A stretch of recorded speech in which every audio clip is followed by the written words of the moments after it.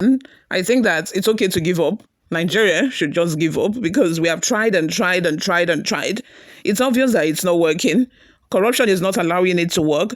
Misappropriation is not allowing it to work. And at this point, I think it has even turned to a 419 Ponzi scheme because every administration, all they talk about is renovation of our refineries. Refinery will start working. It will start working. It will start working. Imagine the publicity stunts, during Kyari'S regime. And that wasn't even the first time. For several years now, it has now become an avenue for these people to embezzle funds. Billions upon billions upon billions upon billions of naira has been spent on these refineries, and yet this refinery refuses to work. And I'm very sure that it's not that they did all they could and it did not work. It is the fact that instead of spending money actually doing what you say you want to do and allowing these refineries to be worked on by professionals so that these refineries can start working, these people are busy diverting money instead. Because that is the obvious definition. It's not like our climate. It's not like our geographical climate or weather or whatever. It's not allowing the refinery to work, obviously, because we have Dangote Refinery. That is a private-owned refinery that is working. And I hear that another person is building another refinery because they have suddenly realized that refinery now and oil business in Nigeria is like the new money in Nigeria. So obviously, I feel like Nigeria should just give up. Let us just stop saying that we want to make the refinery to work. Instead, let us sell it. Sell the refineries to private individuals who can make it work so that we stop spending money. I'm very sure that if we calculate the amount of money that Nigeria has spent on, making Port Harcourt Warri refinery work, it will be times two of what Dangote spent on his own private owned refinery. So at this point, I don't always advise people to give up, but in this situation, Nigeria, please, Mona, just give up. Give up. We are tired. We are tired of promise and fail. We are tired of fake promises. At this junction, please give up, Nigeria. Before we delve right into the details of today's news, if this is your first time here, you're just coming across this channel for the first time, I know you're enjoying what you're listening to, so please, why not just subscribe? Join this amazing community we have here. Also, hit on the like button. That way we are encouraged to put out more reliable and authentic news. And YouTube is also able to recommend this video to other YouTube viewers all around the world. Lastly, please leave your opinions in the comments section.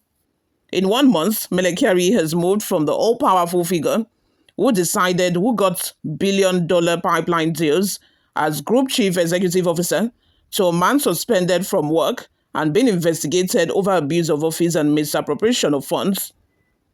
Kyari assumed leadership of the NNPC in 2019, inherited a Belmont plagued by insufficiency, opacity, and allegations of corruption. You all, I know you have not forgotten during Buhari's regime when people were clamoring for Kyari to be removed. It felt like he's the only one that can do it and no one else. Buhari did not listen. He never listened. And up until then, I think it was even during this man's regime, Kyari, that we experienced so much scarcity. It is from one problem to the other. We experience scarcity and increase of fuel price like every 3 months or every other week or every other day. I have never, since they don't born me for this Nigeria, I have never experienced, this scarcity of petroleum product that happened during Kyari's regime as the chairman of the NNPCL.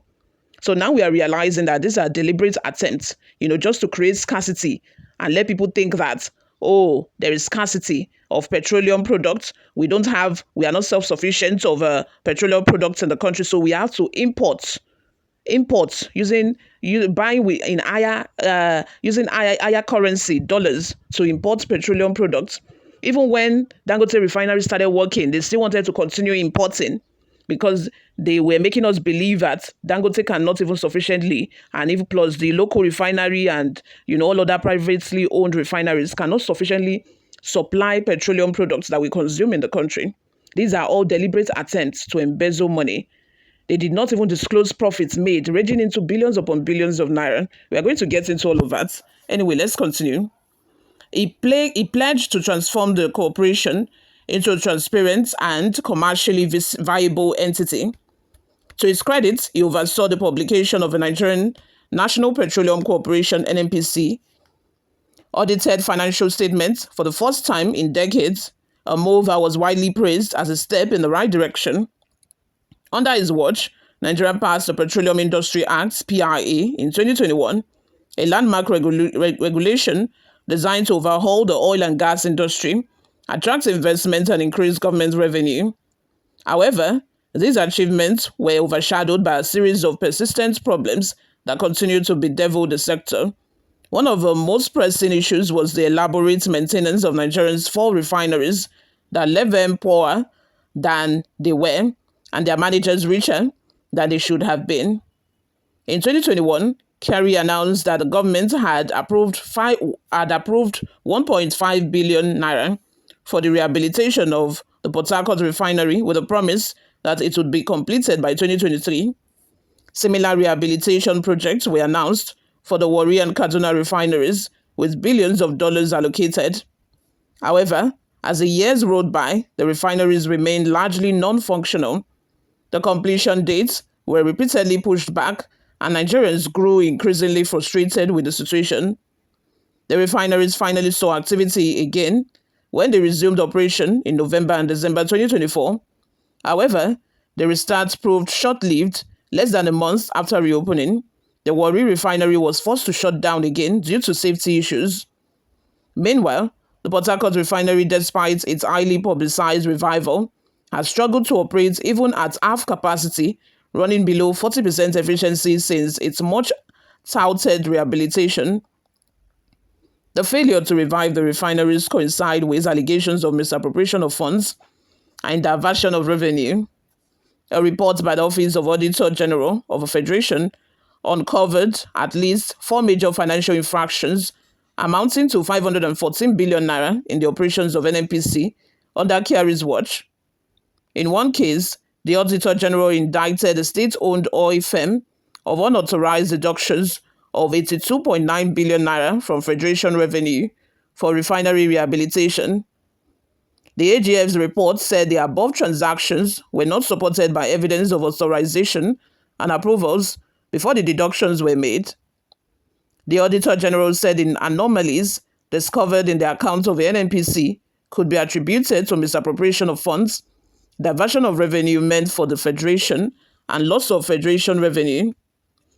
Business Day's findings showed the deductions of funds violated Section 162, subsection 1 of the Constitution of the Federal Republic of Nigeria 1999 as amended, which states, the Federation shall maintain a special account to be called the Federation Account, into which shall be paid all revenues collected by the government of the Federation, except the proceeds from the personal income tax of the personnel of armed forces of a federation, the Nigerian Police Force, the Ministry or Department of Government charged with responsibility for foreign affairs, and the residents of the Federal Capital Territory, Abuja.